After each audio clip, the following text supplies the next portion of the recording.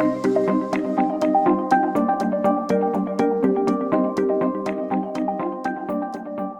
guys, and welcome to the Isolation Station podcast. A little bit of quarantine content to occupy your ears. We're the hosts, Nikhil and Jack. Nikhil.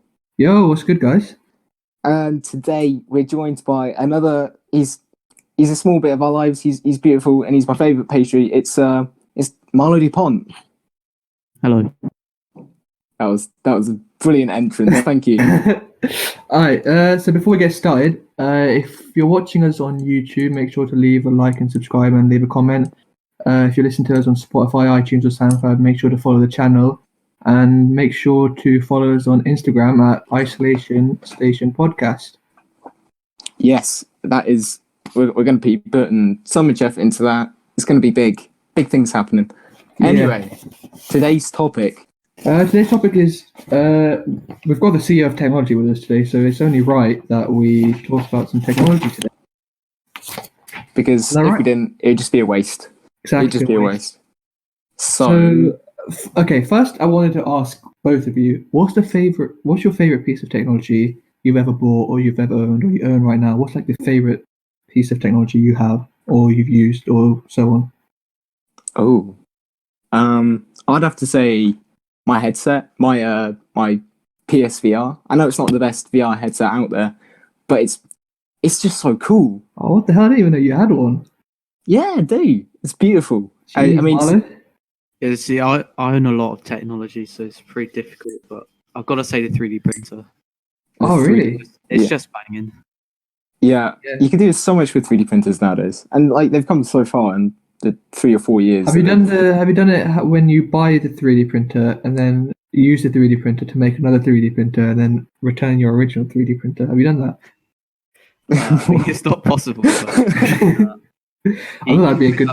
You can print upgrades for it, but I just like the fact that even though people think that it's really slow, which it is quite slow on a manufacturing scale, but you've got the ability to produce things really in fine detail, like small things with real good detail. But you've also got the ability to print stuff up to, 30 centimeters wide in a low quality, but pretty fast. So it's a good piece of tech. I mean, I guess you're into like all the engineering stuff, so having a 3D printer is essential for you. Yeah, it's. I hope that like in the future they make it more accessible to everyone, because like anytime I break something, just like a little clip or I lose something that's made out of plastic, I can just design a new one, print it, and I don't need to waste any money on buying a new one. That's pretty cool, to be fair. But my favorite technology would either be my Sony wireless headphones, which I actually love these. They're literally with me everywhere I go. They're just so good. I'd also say either my old phone, the Samsung Galaxy Note 8, that was just a behemoth of a phone. I don't know. Wait, when you say old phone, have you got a new phone? Yeah, my current phone is the Note 10, but my old phone. Oh yeah. Oh, I thought. Oh my God, I'm so sorry. I thought you had upgraded to the S20 or whatever you wanted to get. Oh no, I think I'm gonna go for the Note 20 when it comes out. But the S20 is a beast of a phone, though. The S20 Ultra. It is a beast. It's got a near 4K display. It's got a 108 megapixel camera. The display is 120 hertz. It's just so beautiful. 6.9 inches. What is it? 100 times zoom? That's insane. 100 times zoom. And when I get into this point where it's standard that new phones come with 5G. Exactly. Yeah, well, it's like that Samsung has set the bar with the S20 Ultra right at the start of the year, and it's gonna be really interesting seeing how not just like Apple and the big manufacturers like other Samsung products, but how the Chinese competitors like OnePlus come up. Because we've seen a real rise with OnePlus, Huawei, Xiaomi. They're all sort of cheaper, but they're still really high quality stuff. Yeah, I feel like it's kind of like a side topic of actually that people have thought the Chinese brands were like lower quality, and it's still kind of true in some ways, as in you don't get the best quality guaranteed, but they've risen a lot more and shown that they can be as good as all the other competitors, but at a lower price. I think what the Chinese companies have found is that they're going for like the top range flagship phones, like trying to compete with like Apple and Samsung and Google might not work best for them. but I think they're trying to like push at the Chinese market and push phones which maybe come in a little bit cheaper, but still like provide the high quality experience that these flagship phones like Apple and Samsung. Yeah, their Yeah, business no, models are a bit different sometimes. So Yeah, I think they're definitely the high end of the mid range phone thing, because you can now get phones that are more than £2,000. I'm Yeah. never going to spend that kind of money, but at most maybe £600 I can yeah, spend on a like phone. the Samsung S20 Ultra that came in at the max model came in at 1,600. That's just Which- insane. When realistically, if your phone is working, you're not going to upgrade it. My dad is still using an iPhone 6. Yeah, For God's that's sake, unbelievable. that is What's he doing? unbelievable. What's he doing? Everything. He's being a His good phone man. works flawlessly, and it's Yeah. like a decade old, and it just keeps going. But like, if there's nothing to force you to upgrade, there is definitely no way that an ordinary person is going to spend that kind of money on a phone. So exactly. the Chinese companies I coming feel in like and that's for like I wouldn't even say for like high end like I don't know what the phone's made for. I think it's just made to just be like the phone that if you're a guy that just needs everything and you spend your whole life on your phone, that's the phone you want to get. And if you can For a afford it, technology that's the company, phone. it's all about just appealing to the widest customer base possible. So you'd Yeah. always see the Yeah, 'cause- lineup come out with the base model, the ultra model, as they're calling it now. Or a That's pro normally model, like they could call it. the pro or the max or whatever they call it. And you've and also sometimes now, you get light. Yeah, yeah, you've got that's the what you're light gonna and say. the SE start like type Yeah. stuff. It's trying to appeal to the biggest customer range possible, and this is what the Chinese companies are doing: is they're focusing on the masses. They're Mm. going lower price, but trying to get in a lot of the features that are on the higher models. Yeah. As many Well, as I think what Samsung have done well with the S20 is the regular S20s are also just solid phones. They come in at like £800. They're solid phones, but then you can like upgrade that to the S20 Plus, and you can upgrade again to the S20 Ultra. So it kind of fits everyone's. Personally, I'd say that the S20 Ultra just trumps their other phones a bit. I'd kind of I'd only say that in the camera department, because other than that, it's pretty much the same phone. If you think about it, the S20, the regular S20, the design is a bit different, but it has that 120 hertz display. It has that 1440p resolution. It has everything. It just doesn't have the 100 times zoom, the 108 megapixel camera that the S20 has. S20 Yeah, but Ultra has. nowadays that's what like pro phones are for. The Exactly. iPhone 11 Pro, that is completely orientated around the fact that it's now got 3 cameras on the back, or Exactly. 2 cameras, or something like that. Basically, It's three. it's pro 3 sensors. because it's not pro because it's professional photography. That's what they say. but it also like packs in the bigger battery, the bigger screen, the bigger resolution to make it more. It's a more all round better phone, but you are paying for that. Yeah, I think these days, like if you watch tech reviews, I think the phone that is like the best phone of the year usually has the best camera on the phone. Unless the other departments like the screen, other than if all of that just sucks completely, I think as long as you have the best camera and the rest like are good, that would be the best phone of the year. No, that kind of brings us on to the new P40 Pro that's been released then, because the P40 Pro. the P40 Pro has a solid camera. I haven't seen anything about. Yeah, but the problem with that is, it still doesn't really compete with like a Pixel or an iPhone. It's still up there, but if you watch like camera comparisons, the iPhone or the Pixel still takes better photos. The sensor technology is there. It's just the software. And yeah, I think what Google do is very good with software. They only have like 1 camera or 2 cameras, but their photos are easily the best. Very good sensor that you can upgrade with the code. So yeah. Also with Huawei, they've been banned in the US, and that's the main problem, isn't it? No one's actually going to buy a P40 Pro because they just get no Google Play service. We've seen Amazon try to pull off making their own app store, but realistically, you've got the App Store and you've got the Play Store, and no one else is going to be able to compete with that. Exactly. If your Google Play services aren't working on Android, then what's the point of having an Android phone? And this is where I think it opens the door for Xiaomi a bit, because Huawei is partly government owned, but Xiaomi has still remained a completely independent company. Yeah. I'm not saying that they're not susceptible to government control, but I think that it was more risky giving a contract to Huawei for our 5G and allowing them to access everyone's data, rather than just a few phones. Yeah, I think it must the have been main really sketchy when it first came out, and they said, "Hey, we want to give you full rights to put up all the 5G everywhere," and it's a phone company, not like a mobile service company. I don't know if they do mobile service company stuff, but yeah, well, the problem is there's only actually two providers of 5G. There's Nokia, who have gone kind of under the radar. They don't produce smartphones really anymore. They've got a branch called Nokia 5G. They're the main one, and then the second one is Huawei's 5G. So they didn't really have many people to choose from. And Huawei, they obviously offered the better price because Nokia is a European-based company. I think their headquarters for 5G was in Sweden or somewhere. So they're obviously going to be more expensive. I just think it was a huge error, even though they're saying that they're restricting their access to stuff. If I do someone is wonder producing why a 5G network, you can't restrict their access.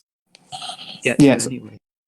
I'm wondering why they're putting so much, like, all the eggs into Huawei, though. I mean, I know that there aren't many other companies that can do it, but why not wait? 5G isn't particularly perfect at the moment. I mean, they're saying that the normal 5G stuff it's like steady, very good 4G, but you can get the milliwave stuff, which is insanely fast, and that's just not there yet to be implemented. Yeah, what people forget about 5G is that it's not as much about the massive speed increase, because we've already seen that there's a physical limitation to speed. It's to do with the frequency, and increasing the frequency millimeter wave, it just like really decreases the range. So what they're really doing is trying to increase the bandwidth, because they know that there's going to be a lot more people trying to use the internet at once. So even though there's a marginal speed increase, main advantage is that, you know, when we got all the self-driving cars and lots of internet-connected devices, it's the Internet of Things. The network you can have will be able to cope with that many things connecting.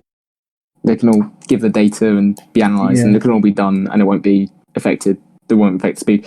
But that's why your 5G on your phone at the moment, Nikhil, it's not something to shout about. So yeah. Yeah, I went to London twice and didn't even get it once. So there's really at the moment it's in very early stages. Wave, like I still think millimeter wave should be put into all the new phones, because I think that the cost of putting in that extra millimeter wave chip is negligible. It's marginal, compared to the fact that you could then get to a point where, let's say you have a building owned by a company.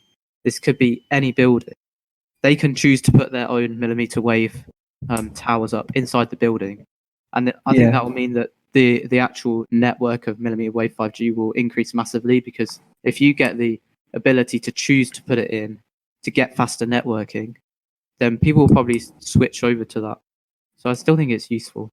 It's like the camera thing, where you can have, as long as you have the hardware installed, then you can adjust other stuff to meet it. It's definitely I'm a big believer in the fact that new phones should have both types of 5G, because they need to be future ready.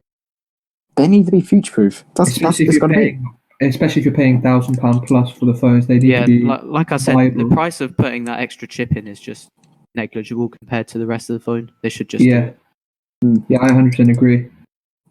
Well, that's good. Right. Okay, this is a bit of a generic question, but it's like thrown around a lot. Apple or Android is like, when you're talking technology and smartphones, that's like the big question. It's very generic, but very generic. I'd like to ask Android. Yes, Jack. I'd say Android. Okay, I want to say Android, but in practice, I'm Apple. Sorry, you said. Yeah. Okay. The problem is, like, everyone thinks like I'm like 100% against Apple. I'm not. But it's just, I think when it comes to smartphones, I'd say Android has been ahead for the most part. I think the iPhone 11 Pro is actually. I could talk a lot about this, but to summarize it, I'd say that they both have strengths and weaknesses, and it really depends on the user what they're looking for. If you're looking to get something where you don't really mind not being able to control, then Apple I think- takes over the control of the device for you. You don't really get to control much. And But if they're you not want as Android, if you want like a phone, you can custom. Yeah, it's they're not like selling the brand new features which are a bit buggy, but people want because they're cool. They're selling like the solid stuff which is tested and it's tested protected. and proven. Yeah, And yeah, I think like with the cross compatibility of everything, they're really good because Yeah, like the Apple in their ecosystem. domain, the ecosystem is the there. ecosystem, their domain is just properly set up and it's really nicely done. But it does like tie you down, and that's what I don't like. Yeah, I think Apple, in at least in the smartphone department, have like been like really far behind Android for the last probably 5 years. But I think the new iPhone, the iPhone 11 Pro, was probably one of the best phones of last year. I think, in Well, my yeah, eyes, it was. That's like clearly their business model, isn't it? Is to just get Every now everyone and on then. their side with the ecosystem yeah, rather than doing the new features. For, like for MacBooks. me, I'm I a like the massive new fan of features. MacBooks. Yeah, I'm a massive like fan of for- the iPads. the iPad The Pro iPads- 2020 and the iPad Pro with the Apple Pencil. That was a good one. That Yeah, was by good, far, especially with like- 120 hertz. I mean, how many people can name other, I don't know, Sony or Samsung tablets? By far, Apple are running that industry. Yeah, There's- they are. There's Yeah. no doubt about it. And I'm still a Uh, bit skeptical about the iPad Pro, to be honest, because it seems to be that everyone wants to turn it into a laptop by adding a keyboard and a mouse and stuff. I just don't get the point of that. We've got very good lightweight laptops. yeah, like the That- Surface Pro that's I what- use is so good. Yeah, I was going to say, that's So where I just think the don't next- see why people have an obsession with turning their iPad Pro into a laptop. Because I think it should be the other way around. I mean, 2-in-1s are probably the next evolution for computing. You won't get VR computers for a very long time, and you know, I think as a standpoint, there's not much technological or feature advancements we can make. So 2-in-1 computers are a good idea, but I think it should be done where the computer can become a tablet instead of a tablet becoming a computer, because that way you keep I all like the the 2-in-1. features. Yeah. But again, personally, like the way I use a laptop is different from the way most people would use it. I kind of need more power, better Yeah. CPU, more RAM and stuff. So Yeah, I'm a big fan of the ZenBook Duo and the new one that they just released recently, which is on a different Asus lineup, where they Yeah. have the two screens that are like Oh It's- yeah, it's like- yeah. it's the theme of which we've been following for a while, which is like taking something which is good, a desktop PC with two monitors, and condensing it into something possible. So we just keep improving, and the more you do that, the better your PC gets, but also the better your small things get. yeah. Yeah. I personally think that like I think turning tablets into computers is the next step, especially with like the foldable stuff. Because think about the S20 Ultra for stars. It has 16 gigabytes of RAM. That's as much as my laptop has. And I think if you Yeah. put that into like a foldable phone, which can fold out into a tablet size, nearly like, and let's say tablets have the power of a computer, I think you can then have a phone that can act as your computer as well. I think I that's guess what they're that's- trying to push for. Yeah, I mean, they've been sort of building up to that with DeX. I don't know Yeah. how many people are actually using DeX, but I know it's not a lot. The Razer phone, I remember that one when that came out, and you could plug it into a little computer and use it as a Yeah, trackpad, and then you'd have a gaming laptop no matter where you're going. That I was a think really they're good idea. I think they're all trying to be. They're all just a bit gimmicky at this point. I think as much as we can hate on foldable like devices, I think they're the future of technology at the moment. Foldable devices are really cool. I think the Galaxy it was- Fold. I think what they've done, the Galaxy Fold, which is a phone that folds out to be a tablet, is much better than the Z Flip, which is like a little. Oh yeah, I wasn't a square. fan of the Z Flip at all. That was like a nostalgic thing, which just I don't think. Yeah. No, I don't think that's the nostalgic thing, because I think if you're going to have a folding phone, you want a phone that folds and is easy to carry around. If you want a folding tablet, you have a tablet that folds into a smaller form factor. Yeah, but I I just like don't see the the- point in having like a Z Flip. I'm not a fan of that. What? Like, Oh, it's all about keeping space in your pockets, Nikhil. You know? yeah, well, if you have that in your pocket, you're not going to have anything else there. I think so far my favorite design for like the tablet that folds into a phone. It has to be the Huawei Mate X. Nah, I'm not a fan of that at all. Oh, which one's that? I like that's my favorite type because you get the two bits that fold inwards, so you're not messing up with the aspect ratio. You've Yeah, got- but Oh, the yeah, problem with that is when it's a it's phone, very it's not a phone like aspect ratio. fragile. The tablet, yeah, but that's like the iteration design, isn't it? None of the folds I would say have been genuinely a good user experience, but it has I to reckon. be. I It reckon has the to go through Galaxy. the iteration. It has to get the exposure to be some sort of Yeah, technology. yeah. People I get start that. working properly. But like, I think putting it into the public eye so soon has meant that there's an expectation for it to be consumer ready and to be on shelves where people can go and buy it and play with it and experience it. Whereas Yeah, it's not at that stage. We can't do that. But I think when I'm Samsung really released the Galaxy, like ready for like general public use, and they knew it was for like tech reviewers or like high-end Yeah, people that can afford to just mess around a bit and. And you can see test that out. in the differences between the Galaxy Fold and the Galaxy Z Flip, where they're putting bristles in it. The hinge it's more streamlined, and you haven't got the problem where if you take the screen protector off, you kill the device. They learned from that. Yeah. I think Samsung's gone down the route of making prototype devices and releasing them to the user early on, so that they can get like the backing and the investment they need Exactly. to produce a product. That's a good point. I think other they've realized that when they put their technology out for the public to use, that's when they're able to evolve and adapt the phones Yeah, quickest. that's one method of doing it, and then there'll be other companies like TCL. They're doing company that's internal working with testing. Xiaomi. Xiaomi haven't released a foldable phone yet. They've got several prototypes, and they're working with TCL to produce spare prototypes. But their business model is to not release it until they think that it's good enough, and then iterate on it. It's slightly different. Yeah, I think yeah. Apple is Which going to is be the the best. next company to really really put their foot in the water. I really hope that Apple kind of deviate from their normal, and instead of waiting ages to wait for someone else to do the foldable Yeah. properly, I 'Cause kind as of much- hope that as they much bring their as we have- expertise to it, Yeah, as because much as we they make would make a jokes, really clean, a banging phone. Yeah, no, I completely agree because I I'm- think when Apple released their product, they don't release like half finished or prototypes. They release the full thing Yeah, that exactly. they expect. And I think I think Apple can really step up, like set a nice expectations for what foldable phones are capable of, like in the near future. But you got the problem then that perhaps Apple's standards are too high for this, because I remember everyone was really hyped for that power mat or whatever it was, where you could put all your Wireless watch on charger. it and your iPhone 8 and your new AirPod 2s. You could just put it all down and it'd be beautiful. It'd all work. And then they cancelled it. They kept delaying when it was going to come out, and then they cancelled it. From an engineering point of view, when I looked at how they were going to do that, I just immediately thought it doesn't look too good for them. But I was hopeful because it's Apple and they have lots of money and good engineers. But it was very ambitious.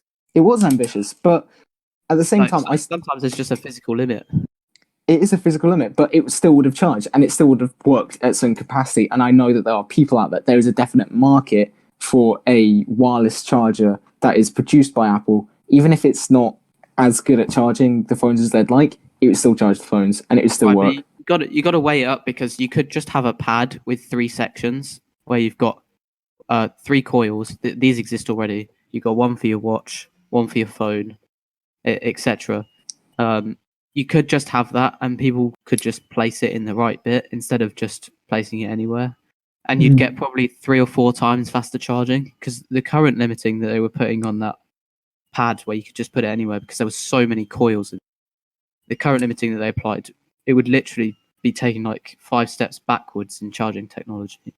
Yeah, I think as we can make jokes, but Apple haven't really done any innovation. Yeah, in a very long that's time. What I mean. I really hope that they step out of their usual zone of just waiting and contribute to it, because they could really do something good with it. Because they have the ability to get this foldable phone, like push it to the next level in where consumers can like rely on them to do what they need to do. Their only real innovation was the AirPods, and that really did catch on. But other than that, the AirPods I don't think it was really an innovation as much as it was bringing an Apple branded wireless headphone out. I mean, everyone was. They've taken like a concept that is like really marketable. They've put the Apple logo on it, and it's just sold like Yeah, but wildfire. if you probably noticed that before the Apple AirPods came out, TWS earphones did exist. Yeah, But let's be honest, the technology wasn't big, and what they did was took that technology, and the earphones that they had before were like bulky and didn't have good battery life, and they took that, they eliminated most of the bad stuff about it, released it, and now you've got every other company following in their path, making true wireless earphones. That's probably Apple's best product they've released, or like in marketing. They really did own the market for that one. Yeah. Yeah, I don't think anyone else has a wireless headphone that just sells as well as they do. I mean, it's insane. And it's not... where is for lack of trying? Because what have Apple really done to computers lately? I mean, they added the touch bar at the top of the iMac, and then they took it off because they knew it wasn't as good. The butterfly keys, that didn't work out well. Everyone hated the butterfly keys. And now they're onto the iMac Pro, the big one with the £1,000 stand for your display. It's a beast, but it's $5,000.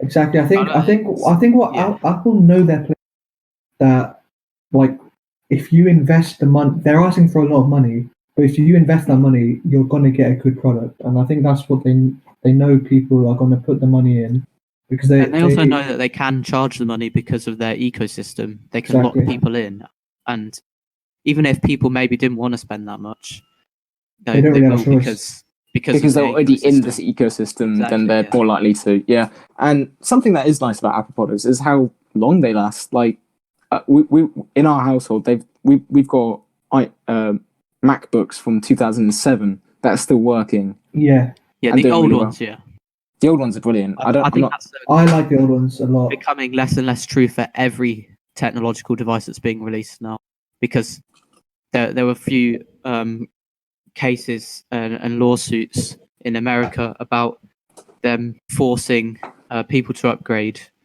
by slowing stuff down, and it's kind of become accepted because they have counter arguments for, I forgot what the word for it is, but not planned obsolescence. Planned obsolescence.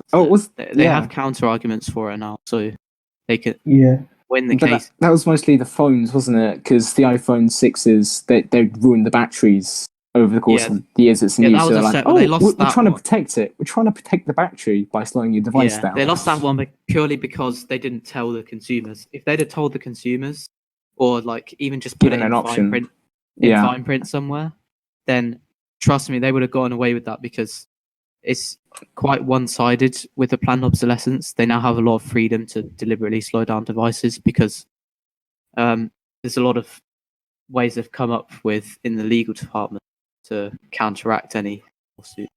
Yeah, well, I think Apple's one of them do it. Their marketing and advertising is, I think, is on like another level. They market that's really the one well. thing that I can't fault Apple on is their business. The business model is beautiful. I think they always try and push for their hardware to be second to none, like the best in class in their hardware, and they know, and they just market it really well. They keep their software simple, they keep their hardware top notch, and they just and when their hardware's not up to scratch, as we saw with the pad, they don't release it. Yeah, exactly. So that is good. They really maintain their brand image. But I mean, Samsung had been working on. I mean, we're looping back to the start of the conversation here, but Samsung had been working on foldable screens for a while, like a couple of years, and we haven't had any leaks for an iPhone Fold. So I'm not sure if they can provide that quality, and maybe that's why they haven't been, because they are actually not just expecting waiting. them to jump into the foldable market. Like I said, I wish they would, but I'm not expecting them to. I am expecting them to, if I'm being honest. I think you expect them to. I'm not expecting them to jump it. I think the market they've got until it's complete. The iPhone 12 is coming out. I think after iPhone 12, I think they're going to start shooting for foldable phones. I cannot imagine what a foldable iPhone would look like. But I can't either. I know for a fact that they are at some point in the near future. Oh, what's everyone's favourite like foldable form factor then? Because would you like it where you got a screen on the front and then it folds out into a thing, or Mine's definitely the first Galaxy Fold, which had that. Obviously, it was first generation. It was kind of like a prototype, but it had that small screen on the front, and it folded out to have the tablet. You know which one I'm talking about? Yeah, I really don't like that one. If I'm a we're going massive for fan of tablet foldable, it's got to be that Xiaomi one where The it had Huawei. like the Huawei. No, the Xiaomi prototype one. Oh, okay. Yeah, where it's got like that really thick bar with about 3 cameras on it, and then the back folds out, and it's a really thin, like really easy to hold one, and you don't lose any of the form factor on the front, and then you can use the back Yeah, screen that is. for a camera, and that works really well. That as a prototype would be Yeah. good for a phone. I mean, there was a few problems with that one, but I'm just gonna, instead of picking a specific one, I'm gonna say generally my favorite form factor of phone, anywhere it goes from the normal aspect ratio that we have at the minute of a vertical phone to a aspect ratio of a tablet. So none of this stuff like really tall screens going to squares, just a normal aspect ratio to a wide I screen think what would be ratio. really cool is if they had like an iPad Pro kind of tablet, which folded in to like a Samsung phone like kind of size. Yeah, that's my favorite type, where you get a normal phone screen, and then when you Yeah. fold it out, it becomes a tablet. You know what we Especially haven't now- seen though? We haven't seen a phone which is in a normal aspect ratio and then folds at the top to make like a really long, thin phone. That one hasn't come out yet. That was basically the Z Flip. Z Flip, The yeah. The Galaxy Z Flip. The Z Flip. I actually think. Have you seen the roller? It was like a cylindrical. Yeah. Oh, the I don't rollable even know one. what it is, and you just roll it out, and it's like a tablet. Yeah, I- TCL did one like that as well. I'm not I think entirely that's sure. really cool. It's a cool idea, but I don't know how they're going to support it. It would just be Exactly. flimsy. It'd feel It'd flimsy. be very, very. It's not going to work, but I think that was pretty cool. That's sci-fi stuff. We're getting to the Yeah. point where we're getting to sci-fi stuff. Next thing is going to be sheets of glass that acts as pickup, and animators stick like holograms on later. It's Yeah, gonna to touch be honest, time. why haven't we just got a little like aluminium bar which projects it as a hologram? Yeah, and you just that tap would the be. air. Yeah. Why I have think- we not done that yet? Apple, get on it. That's I think I don't think any companies want to take that kind of risk. They think Well, that would be just out of this world to develop that. So exactly. it would take so long to develop, and it would have no purpose. It would be so pointless. It No, would it just would have be a a gimmick. purpose. it If would you have a like- purpose if it was really good. Yeah. Its purpose being it's really good. I don't know if you've ever tried them laser projection keyboards, but it's kind of that technology, isn't it? Where you have Yeah. a box which is projecting something. You bought that in school, didn't you? Slightly different, but they were awful. Yeah, So- I just it's not a reliable technology, and if Yeah, if because it it's even if just it was, inaccurate. I don't understand how having a see-through like bit of glass is better than having an actual screen which can be really bright Yeah. and work in the That's true. dark. And okay, It's like so having, basically, it's like a projector versus an actual TV sort of. That's the kind of argument you're having. Like obviously with the projector, the quality might be a bit lower, and you can't have like. Have the oh, I pixels wonder and if stuff. maybe a good thing about phones like that is if you could turn the projector out and then you could have it be like on a screen. They already instead. have stuff like that. Yeah, have I've you seen stuff on the Instagram. concept thing for that? Probably in a 2007 iPhone 4 concept animation. Talking of that, alright, my favorite ever concept animation which came out was the instant recharge, and I do not know why no one's made that yet. Oh, was that the one where it just swaps out the batteries? Yeah, so basically, instead of designing a battery with a connector where you had to take off the back and unscrew the connector to take the battery out and replace it, they just had the connector with 4 metal strips on the back and the same 4 metal strips on the battery. So you just drop the battery in and the metal strips contact each other, and that's how it connects. And so consequently, you could either, I mean, with that concept, they had it sliding out the side, or you could just pull it out the back and put a fresh one in. That's how the original Samsungs had their batteries. Yeah, I had that phone. My Yeah. second phone. That needs to come back Take the back because off. you Let's could bring it back. have you could have a dock with one battery on one side and an empty space on the other, and it just takes the empty battery out, puts a full one in, and puts the other one on to charge. Why doesn't that exist? Instead of No, having to because carry I around like a portable charger, you could just carry around the battery, which would be so much like better because it would just be just so much smaller. It wouldn't be able to charge multiple things, but it would be smaller, and you could just quickly, there you go, put the other one on to charge. And if they really had a problem with it, what they could do is just, like they've done with other things, centralize the batteries. Pick a provider, maybe a government-based provider. Yes. They just have every phone uses the same giant battery with good quality. And that way you could really thinking out the box here because this completely ruins market competition. But you But could that way have you could- that, and you could use it in so many different things. maybe don't centralize it. Maybe just standardize the sizes of it and let other companies do their own thing. Because that way you could standardise have the connector at least. Yeah, that way you could do different sorts. So you could pay for ones that have like thinner layers and on the inside, and they can store bigger amounts of storage, and like that works well for future proofing. The only problem with the battery replacement idea is the fact that you'd have to make, I don't know, 3 times the amount of phone batteries that you do now, so that everyone has 3 instead of 1. But And then you have that's a problem which we can deal with in the future. We'll deal with it when we get to it. That's all. Yeah, I think because the problem with we're that constantly developing battery technology and we're constantly finding new resources. I think it's possible. No, I Yeah. think the problem with that is, like, I think people see it. If you have a phone that will last you a day or two and charges within half an hour, what's the point of needing all of this? That's true. We are getting like super fast chargers now. I think Like, the I think in the fastest next- phone in the next- charges in in the like next- 10 minutes, 5 In the minutes. next 2 years, or like even maybe next year, you're gonna have phones that last 2 days and charge within half an hour. What's the point of needing to just replace batteries and stuff like that? Well, guess I just think that it's a cool idea because if I don't know if you're on like 20% and you want to leave the house, you can just swap the battery out straight away. I think it's definitely not something that companies are actually going to start doing. It would take so much effort, but I think it would be really cool if they did it. Yeah, but then it's it's cool if another you- one of if you- those things where the technology's all there, they just haven't done it, and there'll be a good reason for why they haven't done it that I don't know, but it just But sounds. if you want to leave the house with 20%, just like maybe next year put your phone on charge for like 5 minutes. You get an extra 10-15%, and with the capacity of the batteries, that might last you a couple of like 4 or 5 hours. You don't know.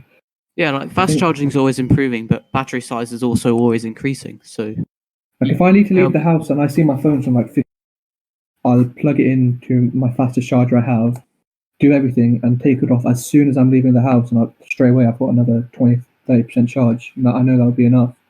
Yeah, I guess the opposite end of this is you go for what the Energizer phone did, and you just put Oh, no, that loads was of battery in, Great and then it break. takes a good 3 that was hours to charge. that was a complete fail. I don't know if you've seen their sales reports, but that was awful. They did not plan on selling any of those. I know they had serious phones in that. It wasn't just that one. There was a lineup of them. Yeah, well, Yeah. there was a slightly less fat model which just had a big battery, and even that one didn't sell. So I don't know if they even released them. But Wouldn't surprise me if they didn't.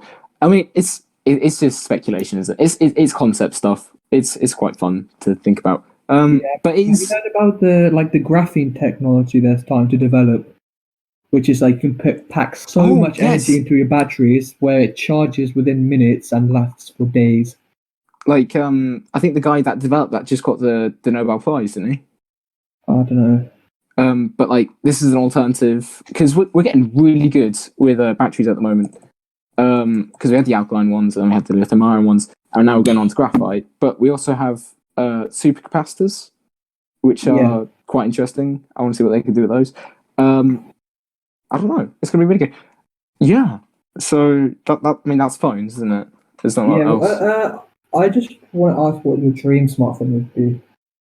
Dream smartphone. Like if you could take hardware from all smartphone manufacturers and combine them into one, what would be what would you do? in the current era, Like right now, if you were to Okay. go and take everything from phones that have come out, what would you put together to make the dream phone? Not worrying about price, but just Well, a dream phone. the Energizer battery, of course. That's got to be a starting point. oh but I no, wouldn't wanna- you're setting yourself up to fail. I'd personally take the displays from Samsung with the new 120 Hz and the 4K displays. and then I'd take the camera from iPhone, no, the camera from Pixel, the video from iPhone. Yeah, Because Apple do very good video and Pixel photos.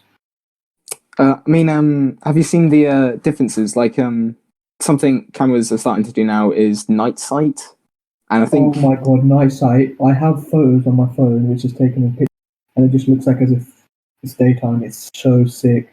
it's beautiful to look at, and it's all to do with like how much the aperture is and the shutter speed, and how Yeah. it's just absorbing more light. I So you think have to stay still a little bit longer, but it's good. what it does is it like you have to hold it steady for a couple of seconds. Yeah, because it's absorbing and the then light. It's absorbing the light, and it takes multiple photos, like combines all the lights of it, and it chunks and stuff like that. I think that's really cool, and I think Google's doing really good with that one at the moment. I know Yeah, Apple's Samsung said they're doing do it, but very good as well. My phone does it amazingly. I My know dad that has a Pixel, and his phone does it even better. Google's I would definitely. have to go for the processor that's in the Xiaomi Black Shark 3. Ooh. So If I Nice. was doing processing power, I'd go for that. They have the best. I'd take the Black Shark 3, which is the most recent top of the line gaming hardware from Yeah. the Xiaomi Black Shark range. I'd take a Samsung battery, which is a bit different because I'd the take a whole Huawei battery.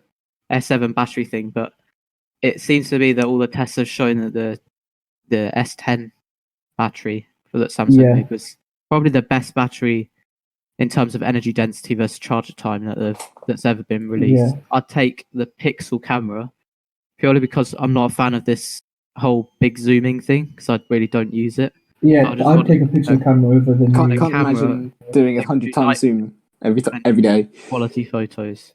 In terms of under-screen fingerprint sensor, I'd take the Huawei one.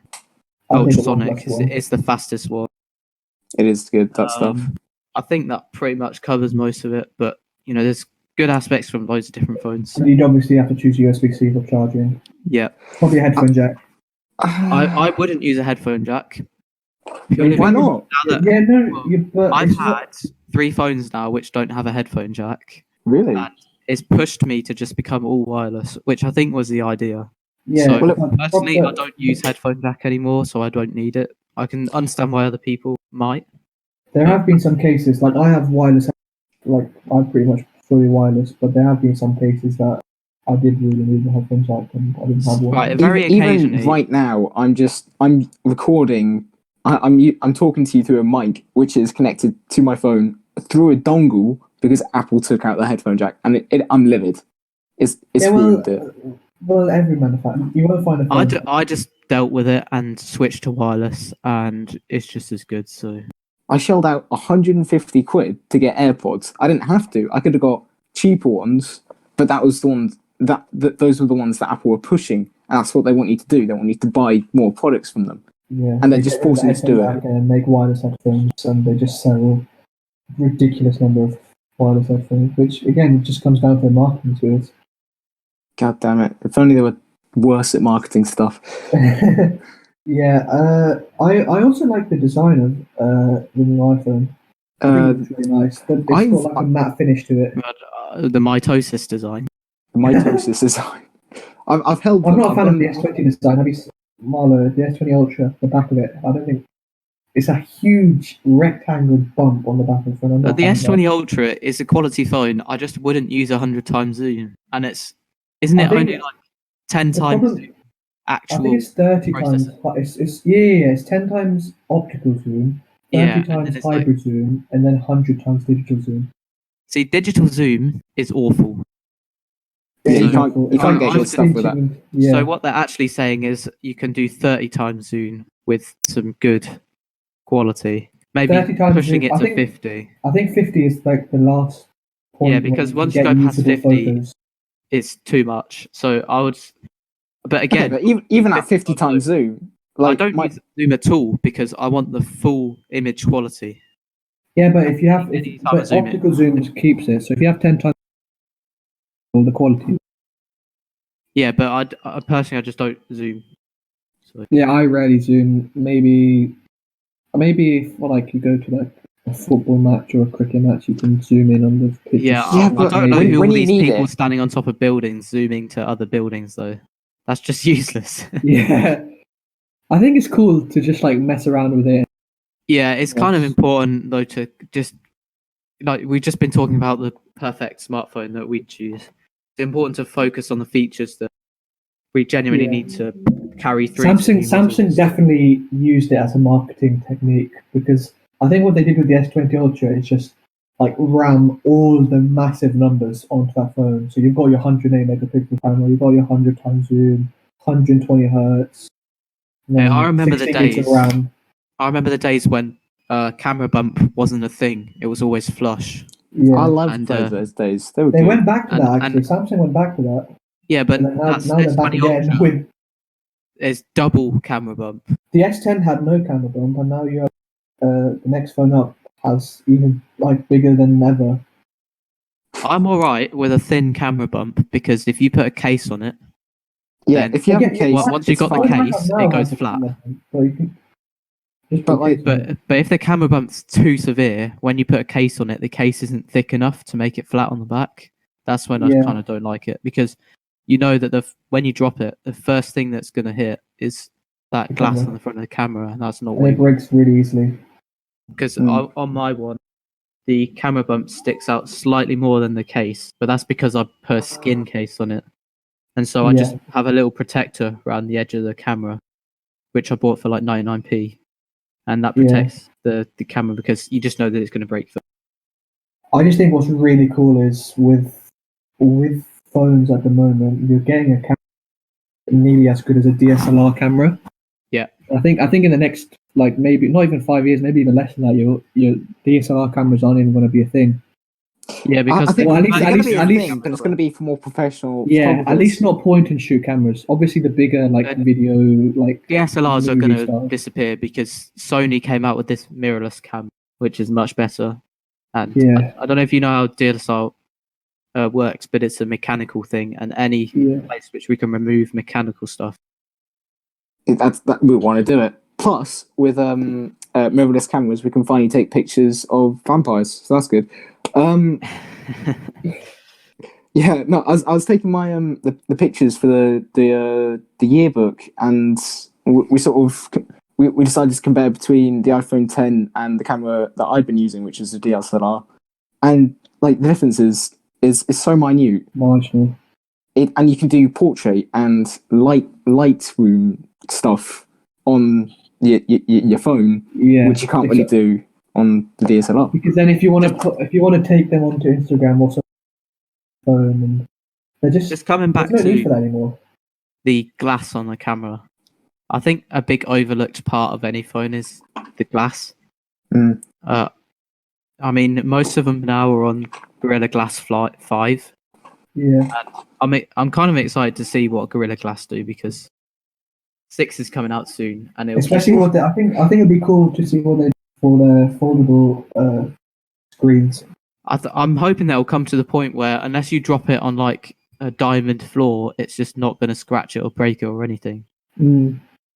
I think That would be nice. at the point, like at the moment, if I drop my, like at least with my old phone, maybe, and I was just fine for it to drop and stuff. I didn't really, Yeah, I mean it's pretty good already, but it still breaks, so it's not good enough. yeah, saying that, like I dropped it 100 times, but like the last time I dropped it, it broke and I had to get a new one.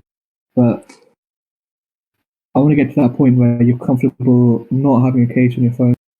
If you do drop it, Yeah, nothing's gonna happen. that would be the golden point for me, where you don't have to put a case on your phone anymore. Yeah, because what's the point of all these smartphone manufacturers like making all these sick designs for you to just Yeah, put skin my or a phone case without on the it? case looks so good. and Same. My it's phone without the sad to case put the case feels on it. so good. Like Yeah, yeah. because there's an entire department who's designing the phone dedicated to ergonomics, and the moment you slap a case on, all Yeah. their work just goes in the bin. I'd probably say 90% of people have it because like you're spending so much money, you might as well protect it as well. Yeah, it's just it's standard now, isn't it? Yeah. Well, Yeah, anyway, I think should we call it a day there? Well, for a podcast sort of episode, we meant to talk about technology. We sure did talk a lot about phones. Yeah. Yeah, well, this is just a phone podcast. Yeah, I guess It's now a So phone many podcast. aspects of technology to talk about. Well, maybe we can get you. Maybe we can get you on it for the rest Yeah, of technology. another time. I had loads of other stuff down to talk about, like new consoles and come stuff. back for the I rest. wanted to talk about the new consoles at some point, and I wanted to go on about new TV stuff and the thing. Yeah, all of that. Scans. There's a whole bunch of stuff we could talk Lots about. of stuff to talk about. Stay tuned. Come back for more technology. Yeah. Anyway, okay, thank you guys for listening. If you are watching on YouTube, be sure to leave a like and subscribe. Leave a comment. If you're on Spotify, make sure to give the channel a follow. And if you're not following our Instagram page, go follow it right now at Isolation Station Podcast. And yeah, thank you guys for listening.